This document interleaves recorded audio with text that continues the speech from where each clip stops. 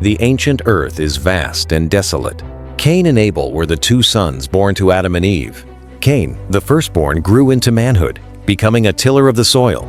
He labored year after year, bowing his back, living off the land and its grains. His younger brother Abel was gentle and kind by nature, pure and clean at heart, making his living as a shepherd. Time flowed on. The sacred day of offering arrived as scheduled. Ancient law required men to present the most sincere gifts, expressing gratitude and reverence.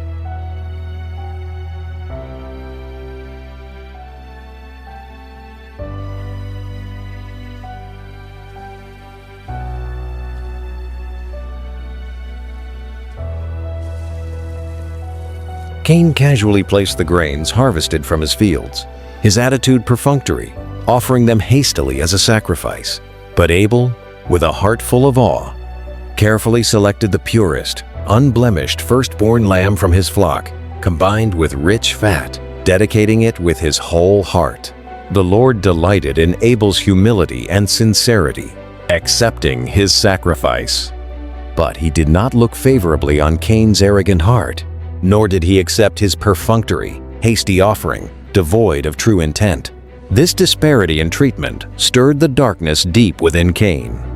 Instantly, he flew into a rage. His face darkened and tightened, filled with resentment and discontent. Jealousy, like poisonous weeds growing wildly, spread and took root in his heart, gradually devouring his reason, distorting his character, filling his soul with unwillingness, hatred, and paranoia.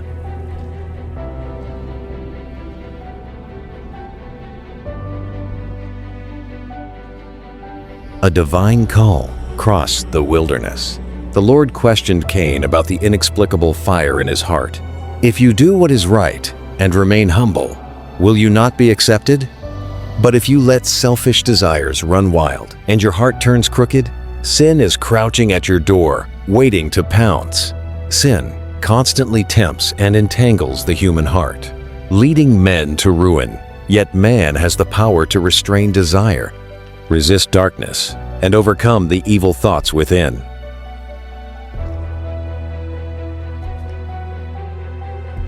Sin is like a beast lurking in the shadows, waiting quietly to devour human conscience. Cain, however, was completely blinded by pride, closing his heart, refusing to heed the warning. Ignoring all signs, he allowed darkness to envelop him layer by layer. Fierce anger blinded his eyes. Arrogance bound his soul. He refused to reflect, refused to bow his head, and refused to admit his own narrowness. Cold calculation quietly sprouted.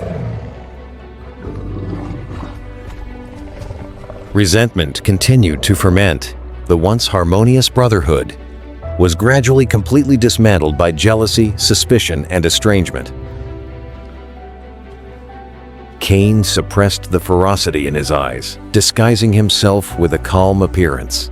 Feigning an invitation, he spoke coldly to Abel, "Come with me to the fields." Abel, whose mind was simple and clear, without guile, detected none of the malice or murderous intent hidden by his elder brother. Unguarded and open, he followed Cain willingly, walking deep into the desolate, secluded wilderness. In this uninhabited wild, Cain's long-suppressed evil thoughts erupted completely.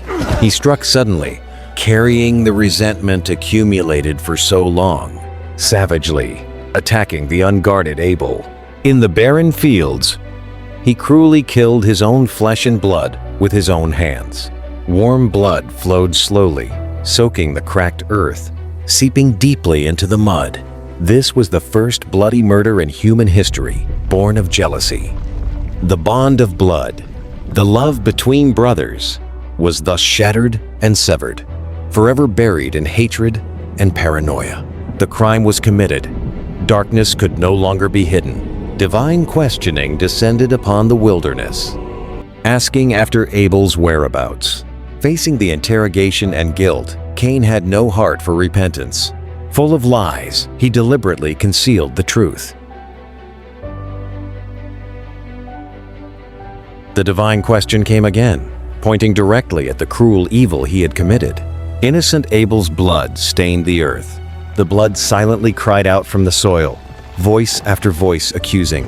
The earth opened its cracks, receiving the blood of the innocent, silently witnessing this brutal fratricide. Because of this heavy sin, a curse fell upon Cain. The land he relied on for survival would no longer yield for him. Farming would be in vain. Fields would lie desolate, never again producing abundant grain.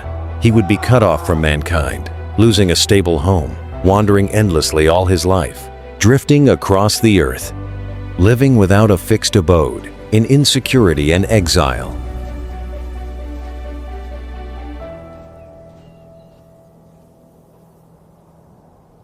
Thus, Cain departed from the presence of the Lord, settling in the desolate land of Nod, east of Eden. He turned away from reverence and faith, building a city with his own hands, naming it after his son, establishing, in the midst of the wilderness, a secular civilization detached from holy constraints. Sin continued through generations. Corruption spread incessantly. The entire world, swept up in the tide of sin, stepped gradually toward decay.